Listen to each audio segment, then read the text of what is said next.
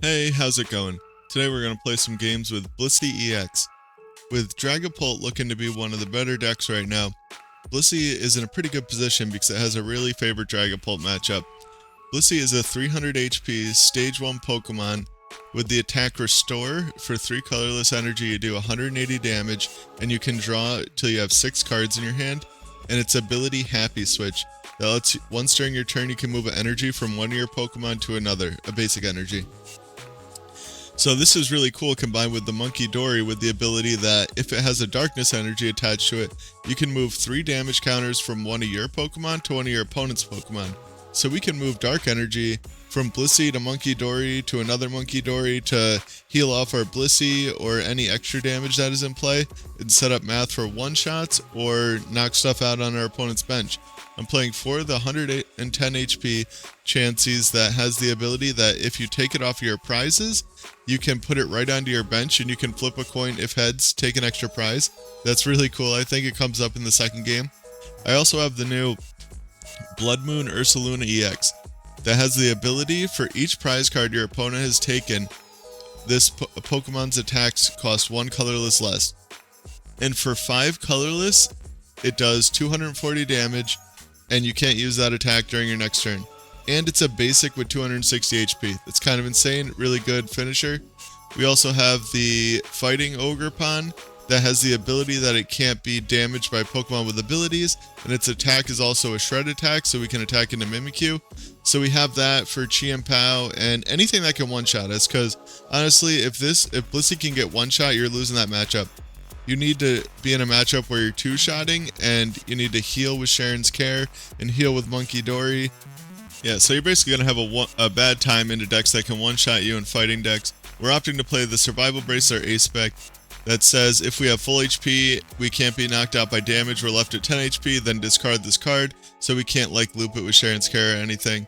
And the rest of it's just to make the deck function and Cheren's Care to heal. Now, let's check out the game. So, looks like we're up against Dragapult. This is a very good matchup. They're off to a pretty good start. This is pretty much exactly what you could ask for as Dragapult. And we have a decent hand. We top deck Turbo Energize, so can grab the EXP share instead of the Turbo Energize off the Arven. Oh yeah, Turbo Energize is how we're, it says that we can use the attack and search our deck for 2 energy cards and attach them to our Pokemon in any way we like. So that's how we're opting to set up our Blisseys. We could also just attach 2 times, but the Turbo Energize makes it a lot easier and takes away the threat of being knocked out before we're able to get our second attachment down. So just going to use that, and there's pretty good odds that we don't even get attacked next turn because Dragapult seems to have a really hard time attacking on the second turn of the game. And they went first and got as good of a start as you could ask for. They need to draw a bunch of cards with these Zatus and with the Dragcloaks to even hope to start attacking, which is what they're going to do. One thing I've noticed, Dragapult turns take a very long time. The Blissey turns take a long time on live. In real life, they're probably really quick, so you're just moving energy around real fast and moving damage off of Munkidori. But online, you have to individually go through each animation. It's a little bit frustrating, because it should be much quicker than it is. But they only get 1 Dragcloak out, so looks like we're in a pretty good spot. I have to Arven for Ultra Ball, and I can start attacking right away. And this is kind of like what you're looking for with this deck. Just get set up, start swinging. At some point, get a bunch of Munkidoris in play with a few Darkness Energies to move around. And you can just heal your Blissey every turn. And I opt to evolve the one with the Darkness Energy on it because if this ends up getting knocked out, I want the Dark Energy to go to the Munkidori with the EXP share, not the Fighting Energy. So that's why I attack with that first, and I play as many cards out of my hand as I can to draw as much as I can off of the Blissey attack. Alright, so they just send up their Dragcloak. I guess they're pretty confident that they're going to be attacking this turn, which they probably should be. All that they need is a Dragapult. They bench the Rotom. That's a little weird to me. I think even if they have a Forest Seal Stone, they should have probably just waited they might have been able to keep that in their hand and not put that liability in play. So that's just like basic sequencing. And they use the recon drive, I think it's called. Evolve up into their Dragapult. They haven't even played a supporter yet. Now I'm kind of expecting them here to get Unfair Stamp, because that would be kind of devastating right now. I would be in a very weird spot. But they grab the E-Hammer and scoop up Cyclone for next turn. Or they have the E-Hammer in hand. They grab scoop up Cyclone and Forest, which they can grab maybe a stage 1 off of this to get their evolution chain going on the bench. They're at no threat of being one shot. They probably know that. But anyway, an Unfair Stamp would be like really devastating right now, because who knows what I would draw off of it. There are a bunch of Pokégears and supporters still left in the deck, but there's also a lot of cards that aren't that. Yeah, no, it would be rough, because I really want to get this. Well, we have the double turbo in hand, so if they went E-Hammer, Unfair Stamp, we might not even be able to attack. Of course, all I would need is a basic energy, because I can move the energy off of the bench to the active, but I don't want to do that. I really want to like move the energies to different Munkidoris, heal the damage off the bench, and Cheren's Care this turn, which is going to be like a really strong turn, so I can just happy switch right now. Just trying to make sure that I don't mess this up, because it is only once during your turn that you can use this ability. It's not like abilities like this of the past where you could just move energy as much as you wanted to during your turn. And now I can just move this to the other one. You can kind of see like this is an ideal start of how this deck is working. I don't know if it's going to work this well every game. Quite a few of the games that I had with it, this is not exactly how it worked. And I was just kind of struggling through to win games or whatever. But I don't know. I did cut one of the Switch cards for a third Pokégear, which hasn't come up in this game, but I don't know. I think this deck might need all the consistency that it can get. What I was originally thinking is you're drawing up to 6 every single turn with your attack. So once you get going, it should just like start working pretty consistently. But what I've noticed is you end up filling up your hand, and you can't thin your hand down to draw with the attack after a couple attacks. And like right here, even after maybe one attack, I'm not going to be able to. So I can evolve. I draw another Cheren's Care though, which is kind of busted. They're not going to be able to get any damage to stick in play. And now that they've seen what I can do with the Munkidoris, they should spread their damage really thin. Which, I don't know, it's really not what you want to do as Dragapult. I guess you could keep stacking it on something and... yeah, I don't know, you'd probably just go 1-1-1-2 like across the bench and slowly build up damage on the bench and try to make me heal the active. Which the deck only plays 3 Munkidori, but you would need 4 to put the Blissey out of 2-shot range from a Dragapult. And they do scoop up Cyclone, their guy, which is kind of cool. I don't know if that's really the best ace spec in Dragapult. Because Unfair Stamp would have like probably made it so that they would have had a pretty good chance to win this game. Like I would have been able to drop to 6 with my next attack, but it would have stopped me from healing all the damage off of the bench and maybe put it in a spot where I couldn't evolve that Blissey on the bench. They heavy ball for Alakazam. I don't know. I don't think I play a heavy ball in my Dragapult list right now. There's just about Alakazam is kind of the only one of that I think you would prize that you would really want. Maybe Rotom. But Alakazam's like a nice thing to have to move extra damage off of the active to the bench. But I don't know if it's like so important that you need to add a heavy ball. And they do stack all 6 damage counters right onto my bench guy again, onto one guy. Which is interesting. And I could technically heal 90 off of my active, or 90 damage total this turn with Cheren. Like if I Cheren's Cared, like move 30 off the active, and then Cheren's Cared it, and then bench another Munkidori and moved more energy around, and then healed the 60 off of the bench after I moved the 30 off the active. But I'm just going to move the 60 off the bench and Cheren's Care up the active. I don't know. There's really no need to do that. And this way I can move the Darkness Energy back to my other Blissey. And I'm just going to take a look through my deck here, because why not? Just reminder of what I have. All these decks are really new. I'm not super familiar with the list yet. Now, I think I should bench the other Munkidori here, but I don't because it doesn't put my hand below 6. And I don't know. I was thinking that they could boss it up and knock or like stick one in the active or something, which makes no sense because I already have 2 on the bench. I should have just benched it. And I hit my opponent's active for 160. Now they need another rare candy if they want to keep up with their healing play. They're just not going to out-heal this deck. This deck is built around healing. I have 3 full heal cards and an ability to heal like 60, 90 damage every turn. And they bench the Alakazam. I'm kind of curious about this. And I think at this point, they kind of realize that they've lost. They just waste a switch for no reason instead of just hard retreating. And they're going to end up like using a TM Devo this turn. I don't know what they're like thinking about so hard. They needed to just keep attacking, and they weren't going to win this match anyway. This Blissey deck, the idea of it is kind of countering Dragapult or just any other 2-shot deck, which there's not too much in the format. I guess maybe Charizard, but Charizard you don't even 2-shot. You do with the Munkidoris or with 3 basic energy on the Blissey you do. And you also have the Ogerpon for that, so that Charizard can't even hit into it. So they just unnecessarily devolve all my guys. I can boss up their Dragcloak, and that's pretty much like checkmate. Because they're never going to one-shot me here. I can attack with any of my Blissies by moving the basic energies off of the other ones. And they have to attack with that Dragapult that I'm going to be able to just knock out this turn. And as long as they attack me, I can also knock out the Xatu off of the bench. So they're pretty much in an unwinnable spot.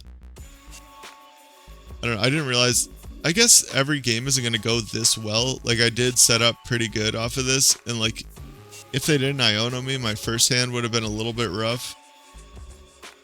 But them Ionoing me put me into a pretty good hand. And they put 4 on one and then 2 individual damage counters on the other ones, which is kind of interesting. I Energy Loto hoping for a Darkness Energy so I don't have to go through this animation 3 times. It would have just been quicker if I could have attached to it. But yeah, I'm just going to knock out that Xatu off of the bench. And knock out my opponent's active Dragapult and take 3 prizes in 1 turn. And you can see why this matchup is so good. Or why this deck is... I thought you could place the damage anywhere right there. But yeah, you can see this is like a perfect example of we both set up really well. And I just didn't even let my opponent come close to taking a knockout. Alright, we're up against Ancient Box here. And this is like 2 good matchups for this deck. But I really wanted to show off this deck versus Dragapult one of the games. And then this game I also got I prized one of my Chanseys. So I wanted to use this one because I don't know, I think it's pretty cool, like extra bonus of playing the deck. But I start off with Arven here. My opponent gets a decent start as well. I can just get the Turbo Energize going. And my screen glitched out a couple times there. It'll stop. I don't know why it was doing that. It's like whenever I click on my second screen, it causes my recording to be weird. Which I've tried to stop doing. It happened again. I hope it doesn't keep happening. Alright, so we just Turbo Energize 1 to each bench. And they are almost definitely going to knock out my Roaring Moon here. Or my Chansey here with the Roaring Moon. Yeah, they get the Sada. And I'm pretty sure they should have 4 in the discard pile now. That'd be kind of crazy if they didn't. And yeah, they get the Earthen Vessel away a Sada, so they definitely have 4 now. Yeah, as long as they did get rid of a Dark Patch here, which is making me kind of nervous that they're going to play Roaring Moon EX, and there is no Mist Energy or anything like that in this deck, so the EX is definitely not something that I want to see while playing this. Yeah, it would not be a good time, but I can just Ultra Ball here for my Blissey, attach the energy, and draw 4 more cards, which is nice. And I have all 3 of my Cheren's Cheren in my hand, which is kind of crazy, but I pull the Chansey off of the prizes and flip aheads, get to take an extra prize. I don't know, I just think that is so cool. and it actually happened at least once. This is like probably the 5th, somewhere in the like 5 to 10, my first 5 to 10 games I got to have that happen, so I thought that was pretty exciting, and it made me definitely want to use this game. But as you can see, like, if that didn't happen, I think there's a chance that we could have lost this game, I think, if I'm remembering correctly. But they get to take a turn off and use Hapu. They get rid of 2 Pokégears, so I would love to Iono them, because if they're just going to like get rid of 2 Pokégears, they probably have Sadas in their hand, and they're able to counter catch her again, which is kind of unfortunate that they can just keep knocking out my little guys, because I really want to force them to hit into my Blissey so that I can heal with Cheren's Care over and over again. But I can't evolve my bench Chansey, so I can't force that to happen, which is kind of unfortunate. I was debating attaching the Survival Brace, but I don't really think I need to there, because the Survival Brace does not stop Roaring Moon EX from one-shotting you, it only stops damage. And Roaring Moon EX is like an effective attack, it just knocks you out. But they're going to Super out and Nest Ball out another Roaring Moon, which at this point I'm kind of thinking there is no Roaring Moon EX, that surely they would have gotten it by now. And they play the other baby ancient Pokemon, so they probably just have the Dark Patch as a way to start attacking quicker with like the Explorer's Guidance, which I had Dark Patches in my original Ancient Box deck list, and a couple of researches so that you could attack while researching. So now they finally hit into my Blissey EX, and I top deck another one, which is kind of unfortunate because I really wanted to evolve both of them sooner and force them to hit into it, because now I can just move the energy, Cheren's Care, but I have to bench another Chansey and just hope that they don't have Boss or Counter Catcher.